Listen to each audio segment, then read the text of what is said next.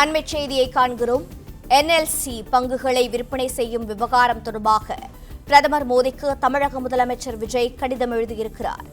நெய்வேலி பழுப்பு நிலக்கரி நிறுவனத்தில் மத்திய அரசின் பங்குகளை விற்பனை செய்ய முடிவு செய்திருப்பதை மறுபரிசீலனை செய்ய வேண்டும் என்றும் அந்த கடிதத்தில் குறிப்பிடப்பட்டிருப்பதாக தகவல் கிடைத்திருக்கிறது. மேலும் என்னென்ன விவரங்கள் தமிழக முதலமைச்சர் விஜய் எழுதிய கடிதத்தில் இருக்கிறது என்பதை தெரிந்து கொள்ளலாம். செய்தியாளர் பாண்டியராஜன் இணைப்பில் இருக்கிறார். பாண்டியராஜன், வணக்கம். பிரதமர் மோடிக்கு முதலமைச்சர் விஜய் எழுதியிருக்கக்கூடிய கடிதத்தில் இருக்கக்கூடிய தகவல்கள் என்னென்ன? பிரதமர் மோடிக்கு தமிழக முதலமைச்சர் விஜய் கடிதம் ஒன்றை எழுதியிருக்கிறார். அதில் NLC பங்குகளை விற்பனை செய்யும் விவகாரம் தொடர்பாக அவர் குறிப்பிட்டு எழுதியிருக்கக்கூடிய அந்த தகவல் என்பது வெளியாகியிருக்கிறது.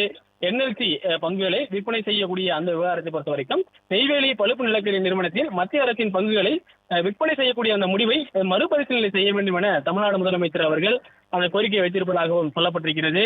குறிப்பாக அந்த நெய்வேலி பழுப்பு நிலக்கரி சுரங்கத்தை பொறுத்த வரைக்கும் மத்திய அரசிற்கான பங்குகள் இருக்கிறது. அந்த பங்குகளை பொறுத்த வரைக்கும் மத்திய அரசு விற்பனை செய்வதாக ஒரு முடிவு எடுத்திருப்பதாக ஒரு தகவல் வெளிவந்த நிலையில் NLC பங்குகளை விற்பனை செய்யக்கூடாது, அதனை மறுபரிசீலனை செய்ய வேண்டும் என தமிழ்நாடு முதலமைச்சர் குறிப்பிட்டிருக்கிறார்.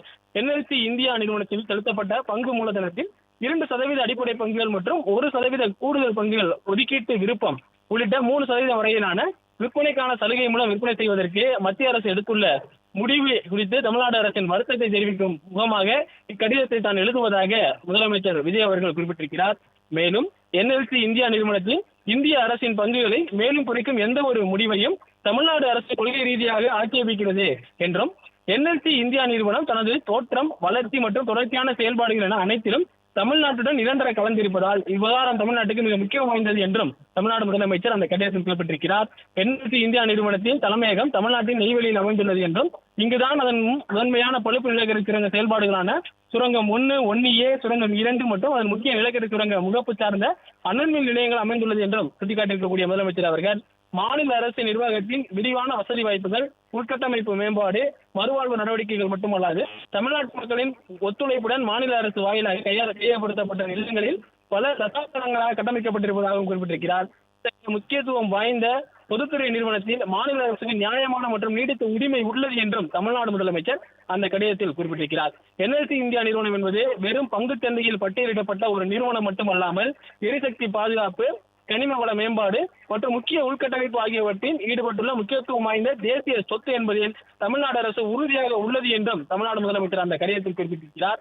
இந்திய அரசின் பங்குகளை மேலும் குறைப்பது, அது எவ்வளவு குறைவாக இருப்பினும் இது போன்ற முக்கியத்துவம் வாய்ந்த பொதுத்துறை நிறுவனங்களின் பொது உடைமைக்கு ஒரு தவறான முன்னுதாரணத்தை ஏற்படுத்திவிடக் கூடாது எனவும் அவர் குறிப்பிட்டிருக்கிறார். இத்தகைய நடவடிக்கை நிதி சார்ந்த அம்சங்களை கடந்து மாநில மக்களின் நீண்டகால நலன்கள், நாட்டின் எரிசக்தி பாதுகாப்பு ஆகியவற்றை பாதிப்பதாக அமையும் எனவும் தமிழக அமைச்சர் அந்த கடிதத்தில் குறிப்பிட்டிருக்கிறார்.